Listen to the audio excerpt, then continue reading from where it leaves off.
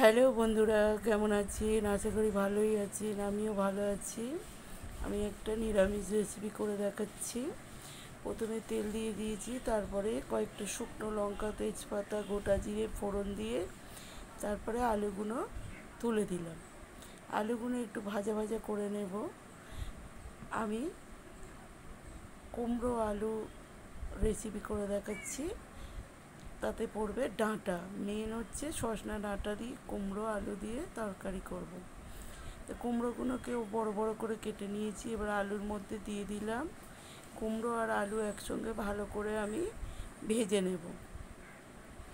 ভালো করে ভেজে নিচ্ছি। ভালো করে ভেজে নিয়ে তারপরে স্বাদ অনুযায়ী নুন দিয়ে দেব।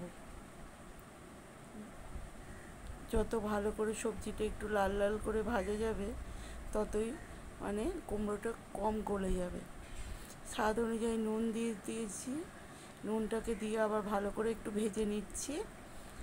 তা এর উপরে 3-4টে কাঁচা লঙ্কা চেলা করে দিলাম। দিয়ে তারপরে এবারে তুলে দেব ডাঁটাগুলো। ডাঁটাগুলো একদম সতেজ আর একদম সুন্দর টাটকা ডাঁটা তুলে দিয়ে ভালো করে ভেজে নেব। নিয়ে তারপরে আমি এর উপরে দিয়ে দেব আদা বাটা। আদা বাটা নিরামিষ তরকারি আদা বাটা খেতে আমার খুবই ভালো লাগে। কে কে নিরামিষ তরকারিতে আদা বাটা খেতে ভালোবাসে আর কে ভালোবাসো না সেটা কিন্তু জানি। যাই হোক, ভালো করে আদাটা কষে নিচ্ছি সবজির সঙ্গে, কারণ আদার একটা গন্ধ থাকে। ভালো করে আদাটা না কষলে কাঁচা গন্ধ ভালো লাগে না। ভালো করে কষে নিয়েছি। এবার মশলা দিয়ে দেবো। 1/2 চামচ হলুদ গুঁড়ো দিয়ে দিয়েছি, 1/2 চামচ লঙ্কা গুঁড়ো আর 1/2 চামচ জিরে গুঁড়ো দিয়ে দিয়েছি। তারপরে একটু ধনে গুঁড়ো দেব। দিয়ে ভালো করে কষে নিচ্ছি সব কিছু সবজিগুলো। কষা প্রায় রেডি হয়ে এসছে। তখন অল্প একটু আদার জল ছিল, সেটা দিয়ে আবার একটু কষে নেব। আর দিয়ে দিয়েছি এখানে ভিজানো ছোলা। দিয়ে ভালো করে কষে নিয়ে অল্প করে জল ঢেলে দেব। জল ঢালার আগে নিরামিষ তরকারি যেহেতু একটু না মিষ্টি দিলে ভালো লাগে না, তাই একটু 1/2 চামচের মতো চিনি দিয়ে দিলাম। কষা আমার রেডি হয়ে গেছে। আমি এবারে 1/2 বাটির মতো জল দিয়ে দেব, কারণ কুমড়ো ভাজতে ভাজতে সিদ্ধ হয়ে গেছে, আলুও ভাজতে ভাজতে অর্ধেক সিদ্ধ হয়ে গেছে। একটু ঢাকা মেরে দিলাম।